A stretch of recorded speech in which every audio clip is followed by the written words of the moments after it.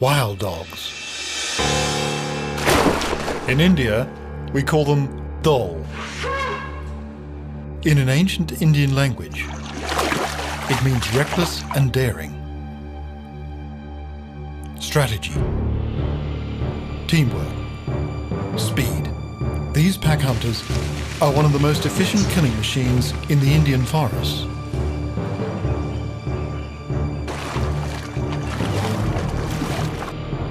The tiger and leopard have their place, but for me, the dhole reigns the supreme hunters. I've been on their trail for more than 5 years, and this is my story.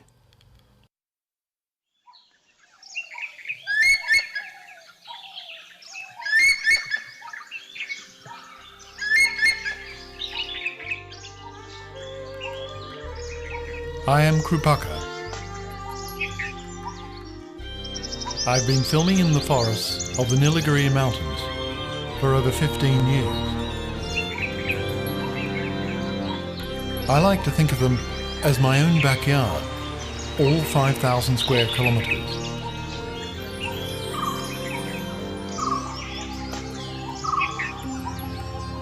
I've filmed the intimate lives of most animals here, but the one I would like to film most always eludes me. They are indeed the phantoms of our forests.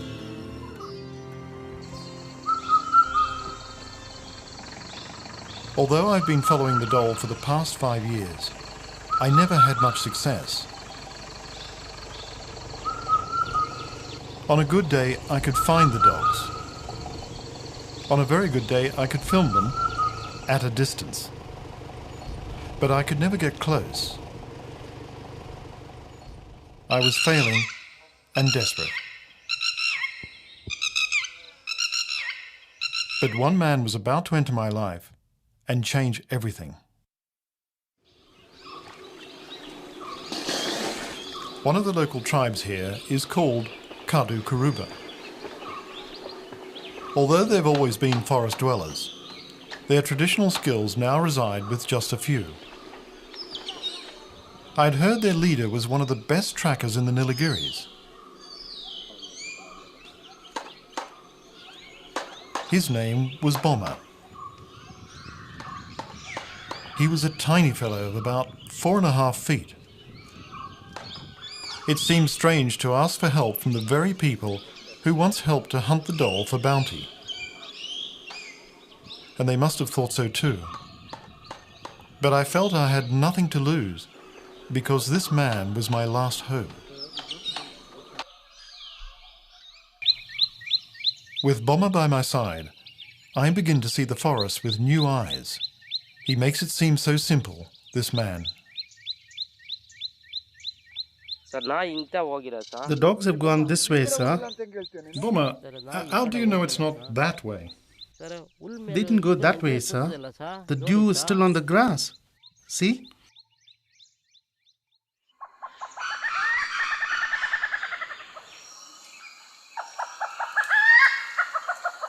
This day began like any other.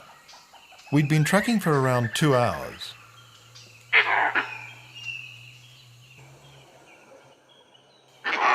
And then, alarm calls from the ever-watchful langurs.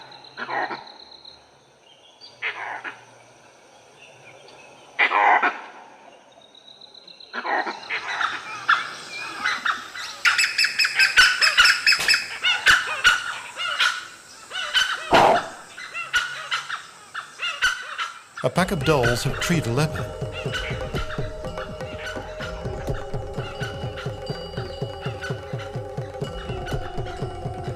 Although thrice the size of a dhole, the big cat knows it wouldn't stand a chance on the ground.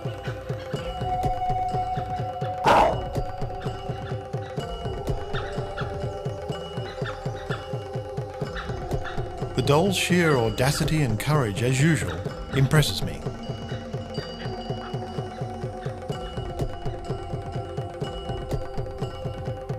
The dogs take up watch for an hour or so, and then lose interest.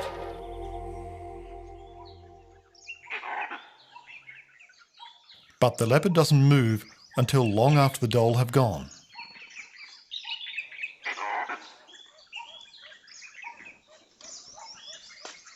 When the coast is clear, he descends with as much dignity as he can muster.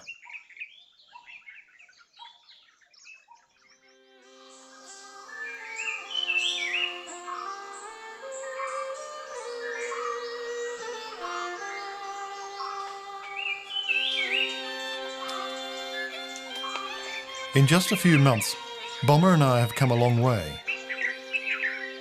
We're able to track down the dhole more often, and I'm learning new skills from him every day.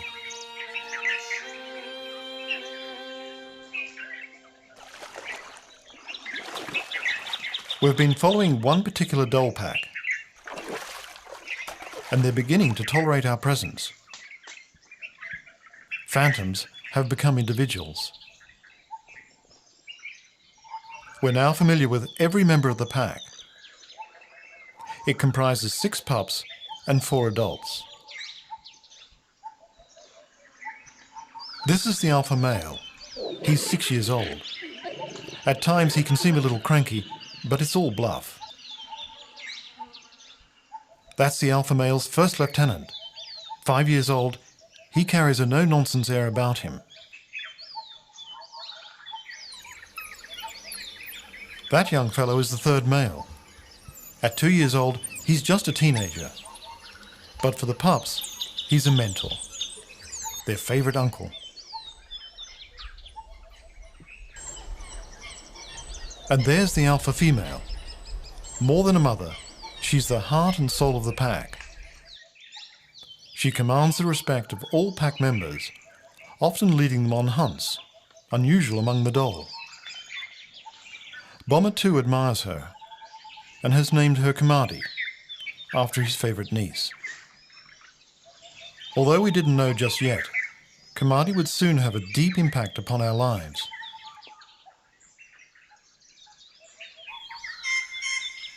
It's late morning, and the dogs take their siesta. The dhole dislike the heat of the sun intensely, and whenever possible, they keep to the shade. It's crucial to conserve energy for their high-speed hunts.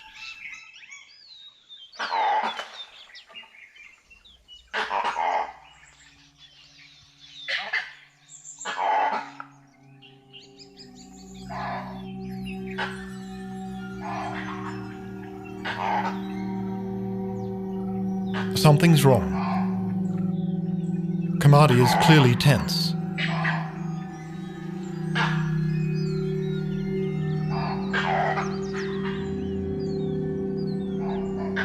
An enemy is on the prowl nearby.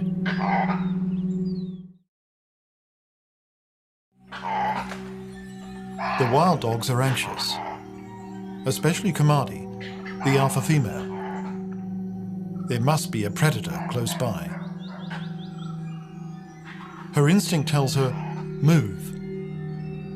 With 6 defenseless pups, she's taking no chances.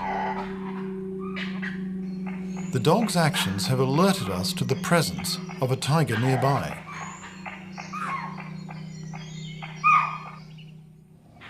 And Kamadi is not the only one who knows. The elephants too have young to protect.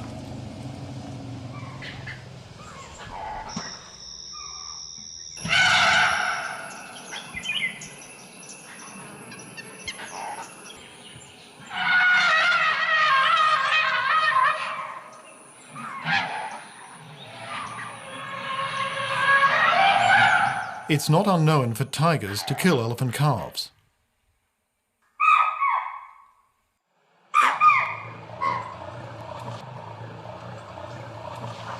With the tiger circling, the herd is clearly nervous.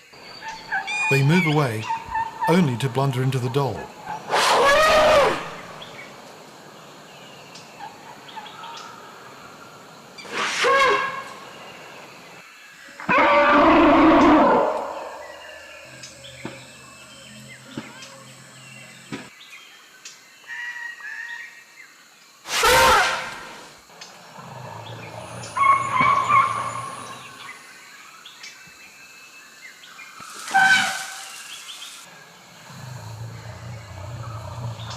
I'm amazed.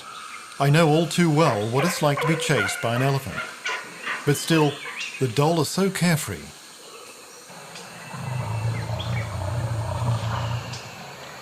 After the pups have had their bit of fun, the dogs move off.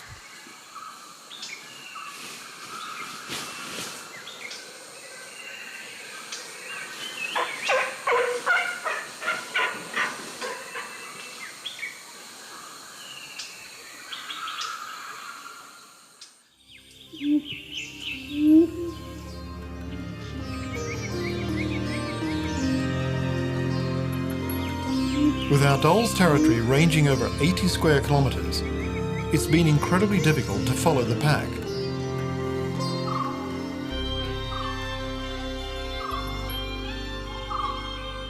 That's why it's so important for us to be accepted by Kamadi and the alpha male.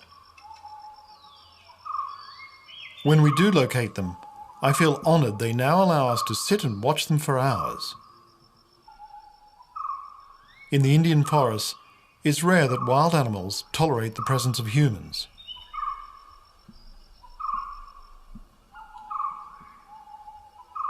All wild animals have good reason to be wary of man, but more so the dhole. During the British rule in India, dhole were branded as vermin. The dhole were seen as little better than rabid dogs, decimating the game animals the British wanted to kill. The dhole was slaughtered mercilessly. In fact, they carried a bounty on their head until late into the 20th century. The fact that the dhole had evolved over millions of years in these forests meant nothing. Eventually, it was understood they had it all wrong, and the dhole were released from their death sentence just prior to extinction. Today, they are protected by law and thriving.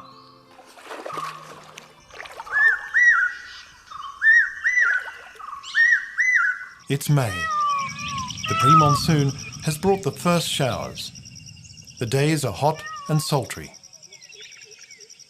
But beneath the canopy, the forest is greening after the long dry season. The youngsters are now 6 months old. The growing pups are always hungry, and they're demanding food again.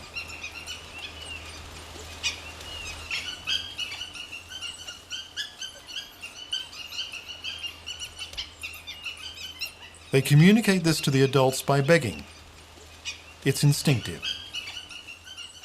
When they were just puppies, the elders would simply regurgitate the meat fresh from a kill. Now they're too old for that. And their begging is a none too gentle hint for the adults to get onto the hunt. After some time, the adults know they can't put it off any longer.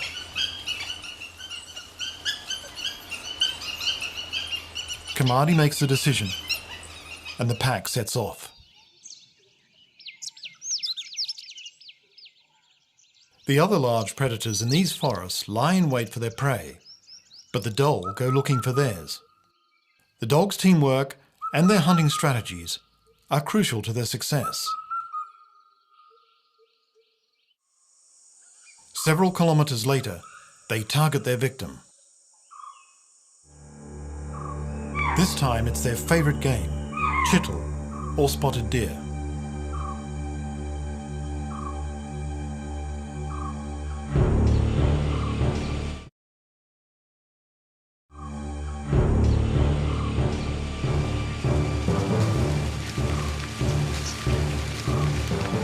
When the dogs give chase, the forest comes alive.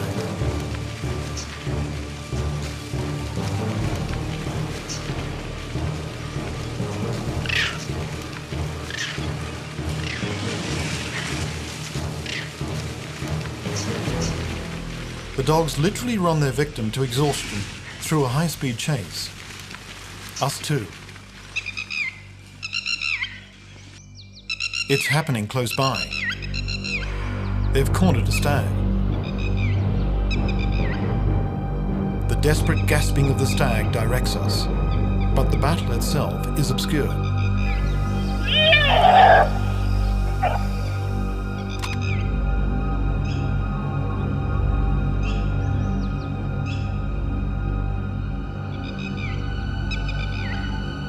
There's Kamadi, blood in her mouth. That's it. The kill is over.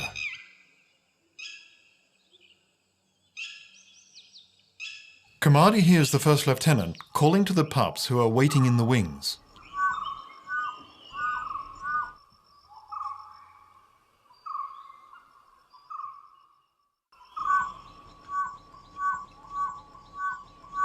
Known as the Whistling Hunters, the dhole cannot bark the way dogs do. The pup's uncle, who has been guarding them, also hears the call and brings the pups to the kill.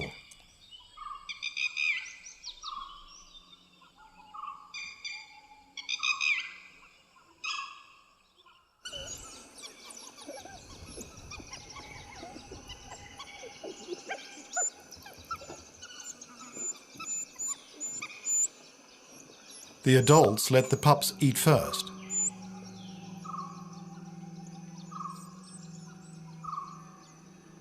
They keep watch. It's important to finish the meal swiftly. That tiger may not be far. Older dogs help the pups by ripping open the carcass for them.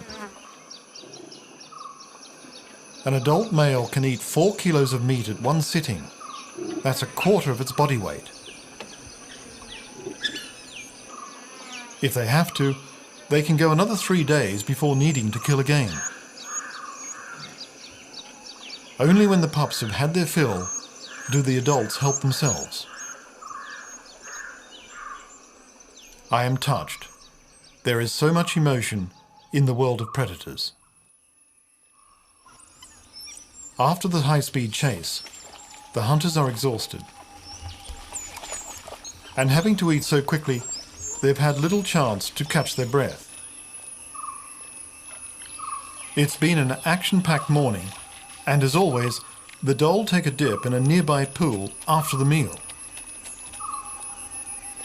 In this tropical heat, it's the ultimate luxury.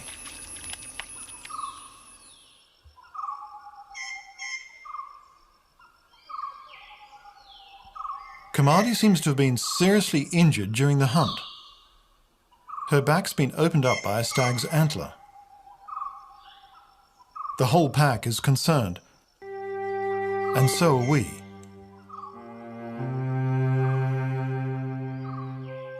Hunting injuries are one of the major causes of death.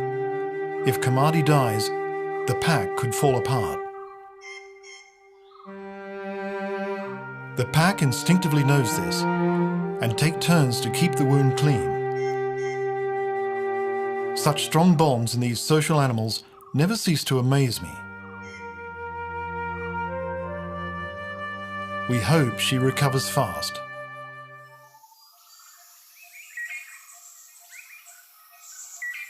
The pups are 7 months old.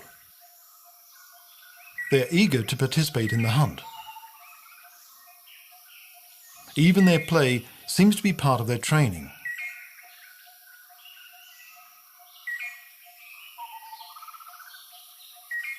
But Kamadi's injury doesn't prevent her from continuing the pups' hunting tuition.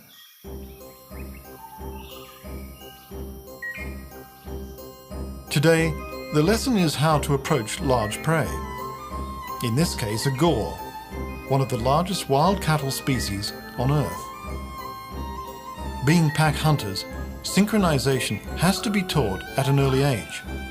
The dholes surround the victim, charging and striking from different angles at different times. The aim is to confuse and panic the prey, creating an opportunity to attack the animal's vulnerable parts. The prey's only defense is horns and hooves, both of which can inflict lethal injuries. The dhole are trying to separate the calf from its mother. Later in the day, when the pack embarks on a serious hunt, the pup's enthusiasm throws the whole show into chaos.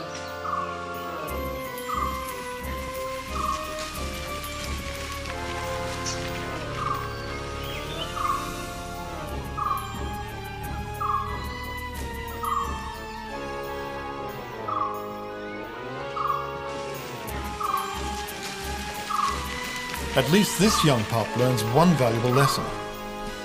When in doubt, do nothing.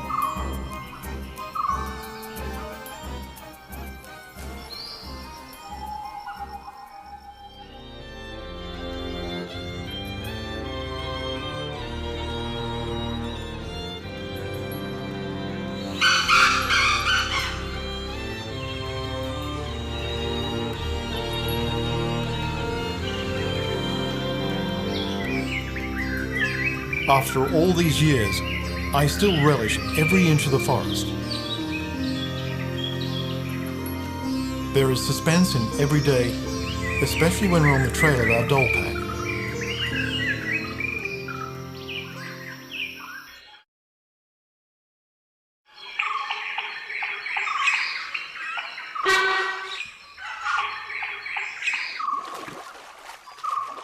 It was the alarm call of the sambar deer that first caught our attention.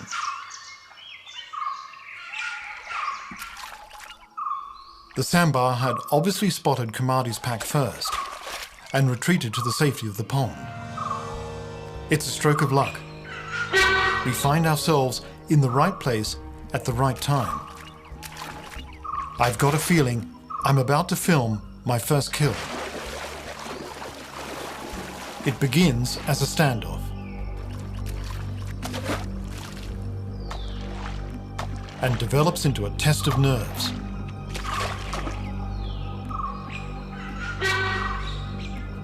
If the sambar can manage to stand their ground in knee-deep water, they'll most likely keep the dogs at bay. But the dogs continue to harass the sambar. They're hoping to separate a nervous animal and push it into deeper water.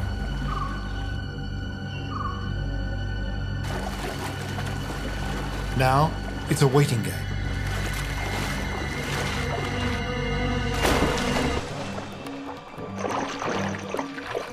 And the game pays off. Kamadi dives in. A panic-stricken fawn has broken away.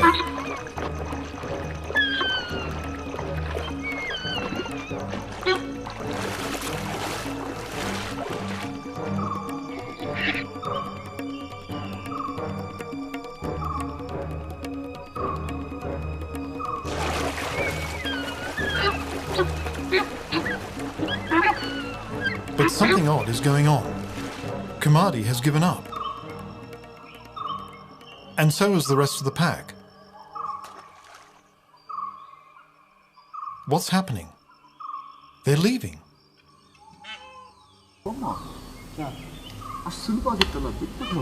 I asked Bomma why the dogs suddenly left, and his answer shocks me. He explains that his people often follow the dogs when they're hunting and take their kill. He tells me they've done that for ages. And naturally, the dogs learned that if they saw humans, there was no point continuing. They just abandoned the hunt. Bomma then even admits to me that the dogs will never make a kill in front of us. And then I remember something.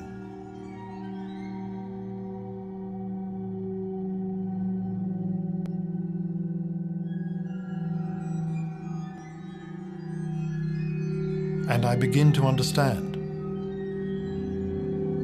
Those times I saw Bomma's people in the forest running. They were following the dhole and taking the kill. Apparently, it's always been that way. So the dhole, if they see humans, abandon the hunt, like they did just now. I was devastated. Would I ever get to film a kill? A week went by before Bomma returned. He told me he'd felt so bad for me, he'd actually convinced his people to stop their habit of taking the wild dog's kill. It would make little difference in the short term, but anyway, it was impossible to remain angry with a man like Bomma. I was very happy we'd patched things up, just in time for us to celebrate the arrival of the monsoon.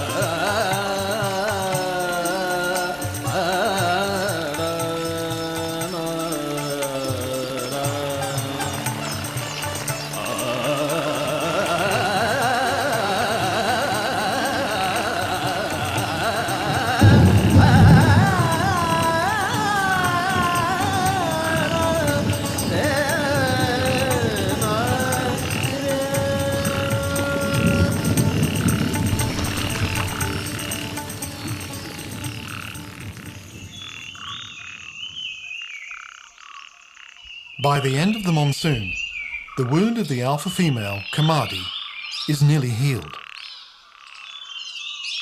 It's a huge relief for Bomber and I. But September is also a crucial month for the doll, and this brings new problems for Kamadi. This is a time of turmoil for the doll, because this is the beginning of the breeding season.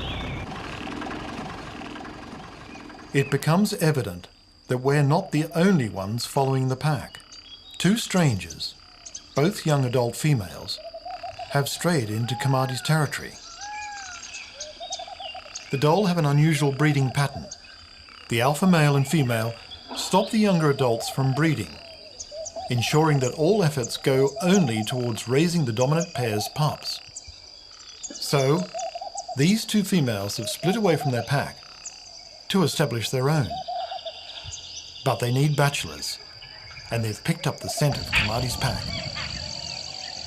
Kamadi is having none of it. The eligible bachelors in her pack are also its most efficient hunters. With 6 pups to feed, Kamadi can't afford to lose these breadwinners.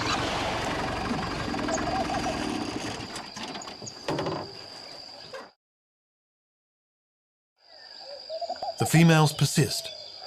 They have also realized there are 2 eligible bachelors in Kamadi's pack. The first lieutenant and the pup's uncle.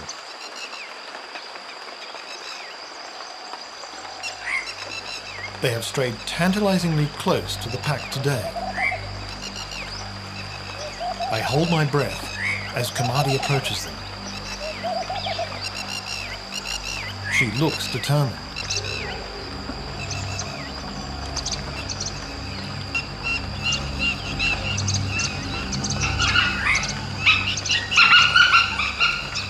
Their sounds are so strange. I've never heard anything like this before. I wonder what's happening to the females.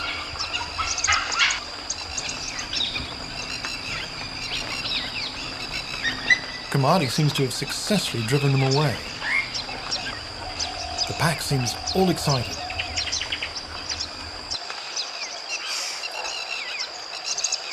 But one female is not giving up. She's back. She's probably ensuring the bachelors get the message loud and clear.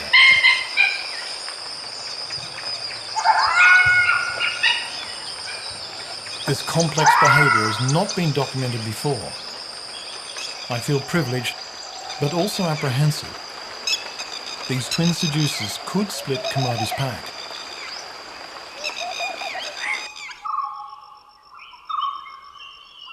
September 26th. The pups have reached adolescence.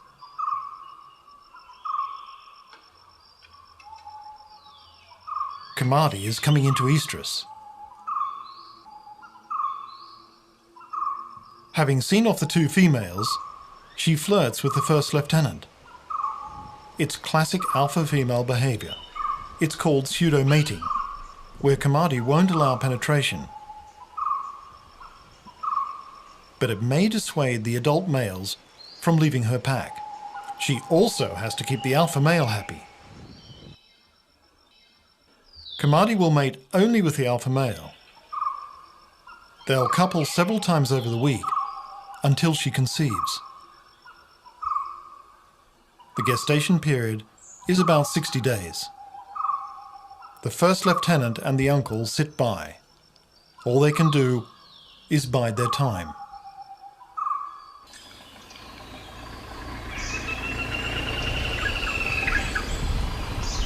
Although we'd managed to get closer to the dogs than I'd ever dared hope, there was still that key element of the story that was missing: the kill. It was disappointing, and there seemed no way around it. And then, one evening, we get another chance. We're returning home after not seeing the dogs for the second day running. We hear alarm calls from the east and turn in their direction.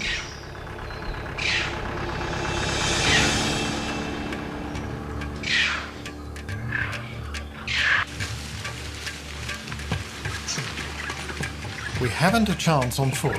Fortunately for us, it's all happening along the track. Each member of the pack seems to have its role cut out. The first lieutenant is on the heels of the Chital. Kamadi and some pups seem to be herding them towards the nearby pond.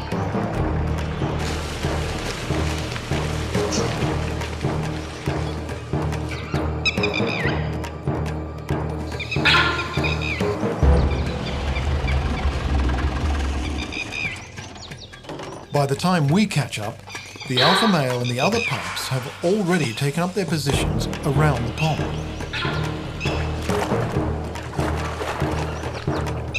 And there they are. Kamadi and the rest of the pack have driven the deer into a trap.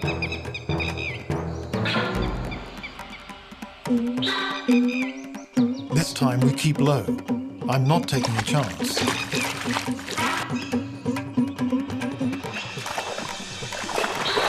Fortunately, the dogs are so busy they fail to notice us, and we're rewarded with a ringside seat. Kamadi has singled out a 2-year-old Chital.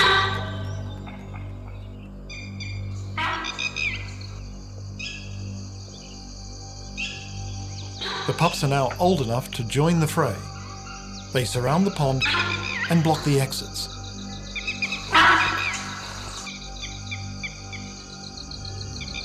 A group of sambar hears the commotion. They become unwilling spectators. The light is fading fast. As the Chital approaches the sambar, seeking security in numbers, they mistake it for a dog and drive it back into the pond. It was exactly what the alpha male wanted.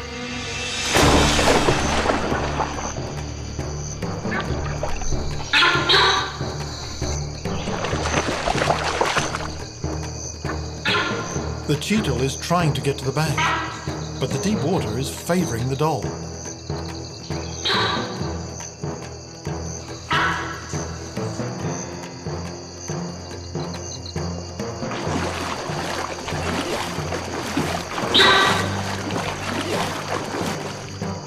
The experience of the alpha male is shown.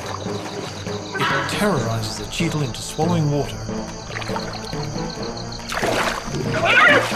before the final strike. And there it is.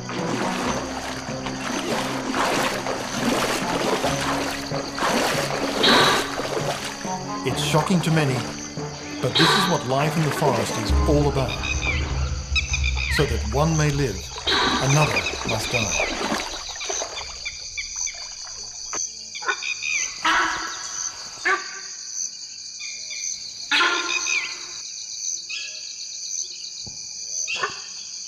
The whole drama has taken around 20 minutes, but to me, it feels like seconds.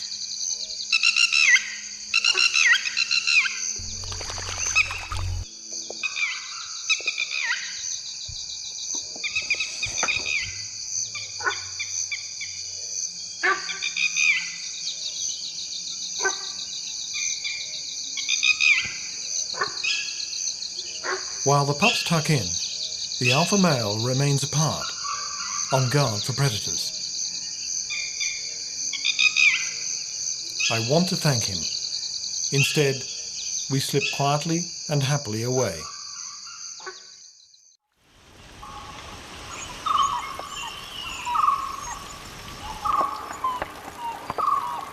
Just 3 days later, we come across the pups crying.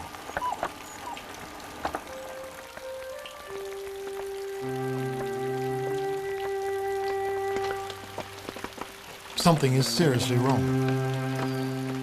It takes some time to work it out. 2 males are missing. The inevitable has happened. The bachelors have been seduced by the 2 roaming females.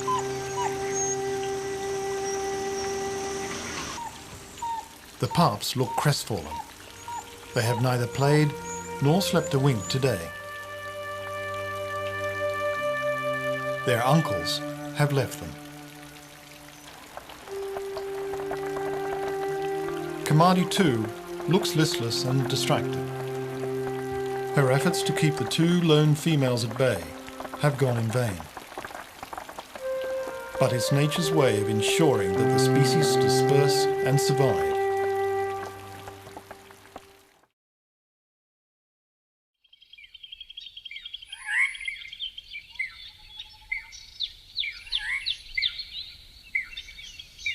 Early November. Great news. Kamadi is pregnant. The pack is extensively roaming and marking the borders of its large territory.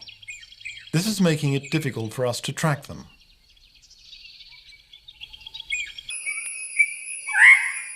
December 15th. After the highs of the past few months, the latest dilemma feels like a body blow. Kamadi and her pack have disappeared. We have not seen nor heard them for over a month. Their territory is around 80 square kilometres. We haven't a hope of searching such a larger area ourselves. Bomber, though, remains optimistic. He knows the dhole are very secretive when denning. Kamadi must have littered by now. It's a hard slog, but we just have to keep searching.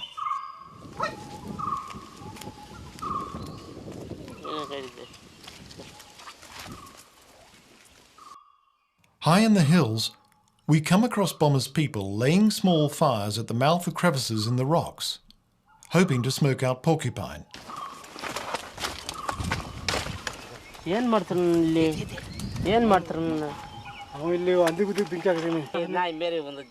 He pleads with them to stop, explaining they could stumble across the dhole den and disturb them. They're not happy, but Bomber is both polite and persuasive, and they agree in the end.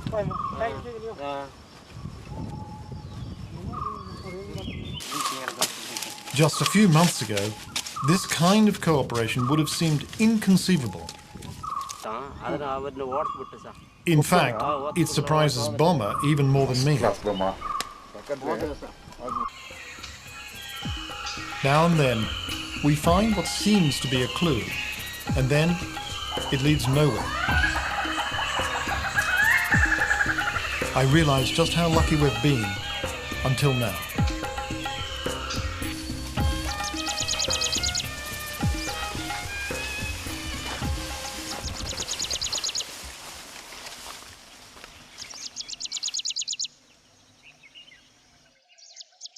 The pug mark of a tiger, and fresh too.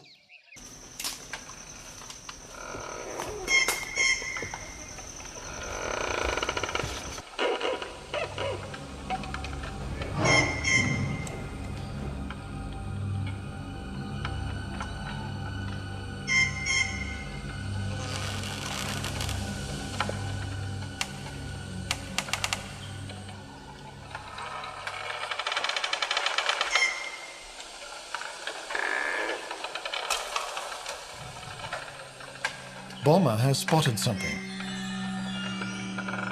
As I approach, I'm flooded with a sense of dread.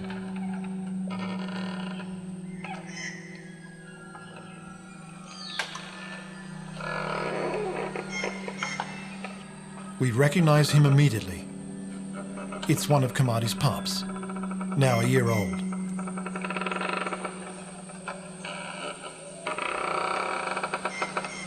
The signs of a tiger attack are clear.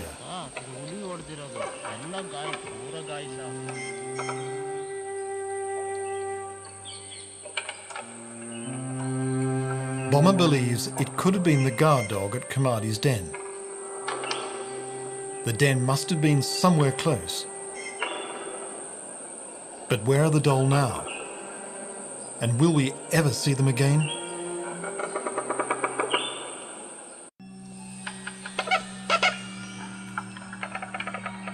The pup killed by the tiger has been a shocking discovery. It's given our search a real urgency. In desperation, Bomber comes up with an extraordinary idea that, at any other time, would seem completely mad.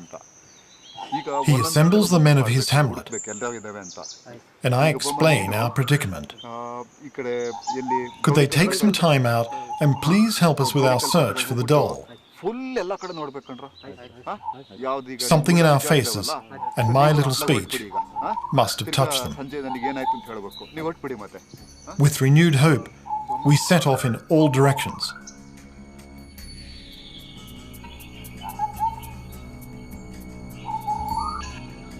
Bomber told us to begin our search on the perimeter of the forest. Experience told him that after the incident with the tiger, Kamadi wouldn't take any chances. She'd den where she knew tigers feared to roam. We are covering yet again the same ground, a few kilometers from where we found the dead pup.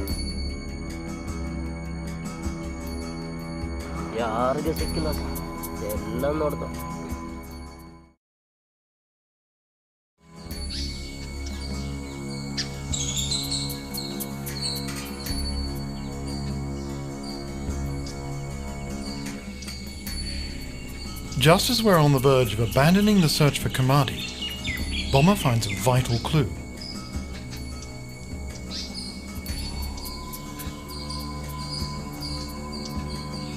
Doll scats. The pack must be somewhere close by. Could this be it?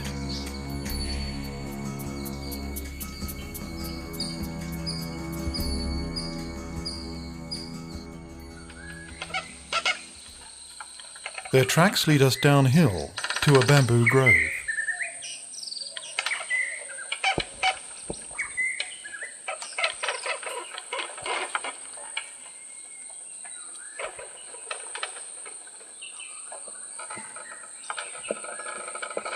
Bomber sees him first, a guard dog.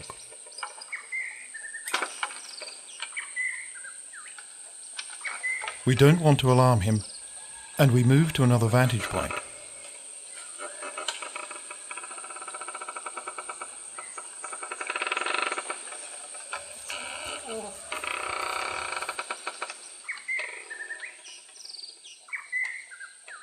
And then we see Kamadi herself. She's bringing the pups out of the den. She must be going to feed them. They look about 25 days old. There's the alpha male. He's regurgitating meat for the pups. He picks out the bones and leaves just the soft meat.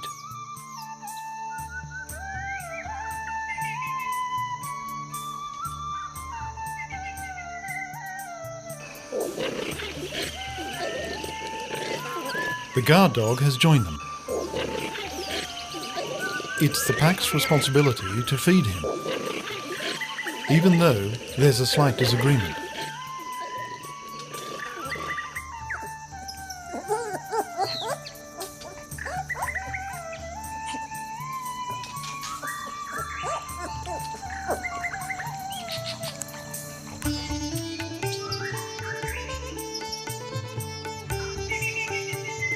Kamadi's now grown pups, though still inexperienced and a little clumsy, seem to have accepted their new roles as babysitters and uncles.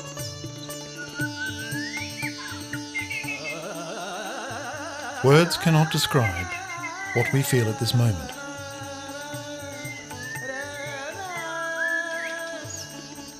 And then, an extraordinary moment. Kamadi looks straight at us. There's a flash of anxiety, but she does nothing. She must have recognized us.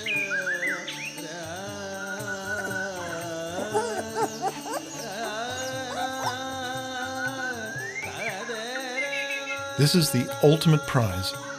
We've been truly accepted by a wild doll called Kamadi, and it makes our hearts swell with pride.